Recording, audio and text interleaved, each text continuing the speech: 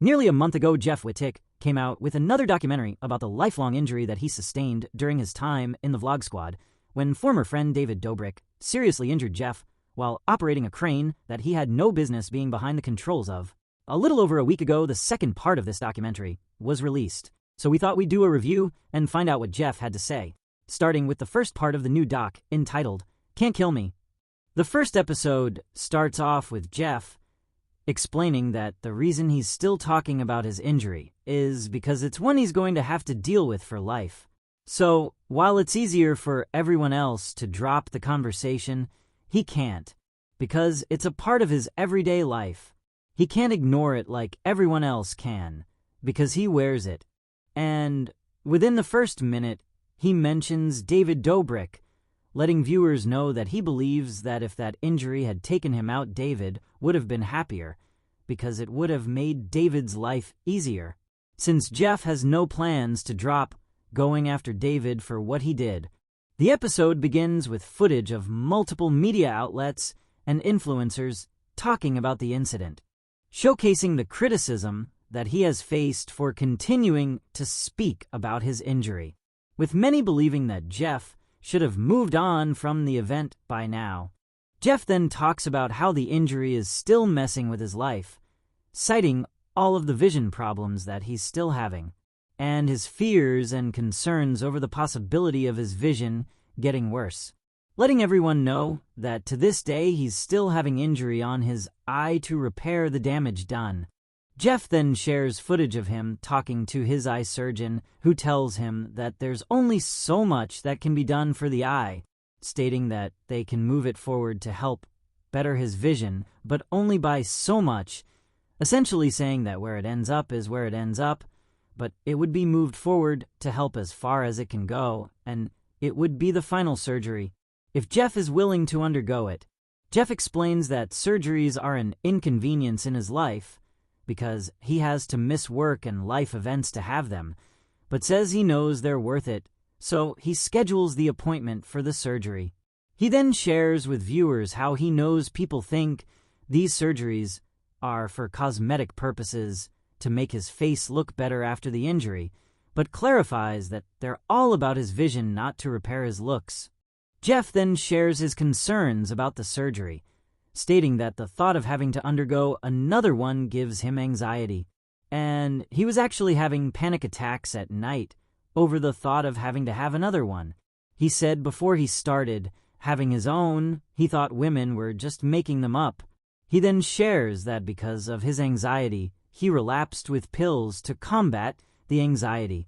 Jeff then talks about how his injury and the pills he's taking have gotten in the way of his friendships and his relationships, because he acts differently, stating he's more frustrated and at times withdrawn while medicated. Then he speaks about how bad his vision is, explaining that he's having double vision a lot of the time, and it's causing him to get angry and frustrated. And all of that anger and frustration, he says, is directed at David for being the cause of that injury. Jeff goes on to share that he's pretty isolated and alone, because he doesn't have any family that lives in the area, and he lost his soul companion and best friend when his dog Nerf passed away, which is heartbreaking to hear. Rest in peace, Nerf. Then the documentary shows Jeff on his way to get the surgery, with Jeff sharing his concerns and fears of the operation, with a pretty deep and truthful statement about surgery that allows you into the depths of his mindset and what he's going through. Jeff then undergoes the eye surgery on camera, while footage of his childhood plays in between scenes of his surgery being performed, and the episode ends with us being informed that Jeff is now recovering from the surgery. And now we're on to part 2, which is entitled, Milking the Cow. The episode begins with Jeff being straight out of surgery, being comforted by his friends and his mother, with both Jeff and his mother relieved that he made it through the surgery. Jeff's nurse, however, doesn't seem entirely too happy with the way his friends are joking with Jeff, and urges them to stop making specific jokes while Jeff is still mentally recovering from the ordeal. The nurse doesn't seem to appreciate Jeff and his friend's humor, seemingly growing slightly frustrated with how everyone is behaving after the surgery. After she tells Jeff he needs to be careful, he pulls a pose, and she appears annoyed by the performance. She seems to be concerned for his well-being and wants the recovery process to be taken seriously, while Jeff appears to be happy to just be alive.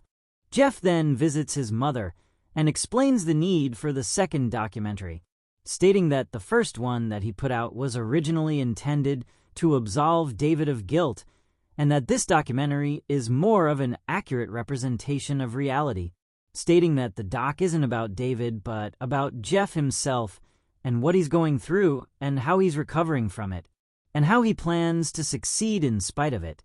Jeff then shares how he can't believe he survived the initial incident with the crane, and shares a story about a piece of religious jewelry that he's wearing, believing it to have protected him throughout the traumatic event, sharing how it somehow stayed on him throughout the entire thing and was always with him, which is an incredibly touching moment.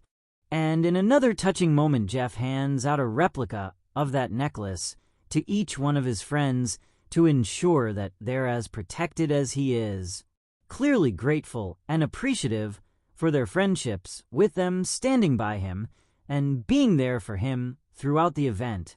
We're then informed of Jeff's plans to continue with his barbershop, and he gives a shout out to Logan Paul, stating that he'll have a vending machine full of Logan Paul's Drink Prime, though we believe that might be subject to change when Jeff catches wind of a recent collab between Jake Paul, Logan's brother, and David Dobrik, which we're sure is going to cause some conflict.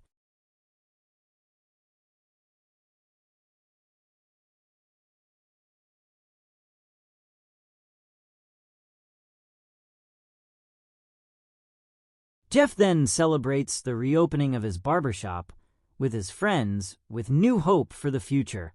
Jeff is then surprised with a new dog named Goose in a touching moment of him getting a new life companion. We've got to give him his own shout out because he's cute as hell and is giving Nerf energy. And Jeff seems to be enamored with the puppy, repeatedly calling him perfect, which we can confirm he is. And the documentary ends with Jeff expressing his gratitude for his friends, his family, and his new companion Goose, sharing that his new dog has given him new purpose in life, and another reason to live now that he has someone to live for.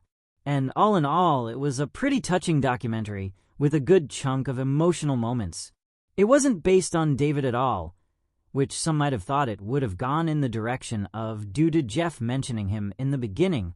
But Jeff only ended up mentioning David a total of about 3 times in quick passing.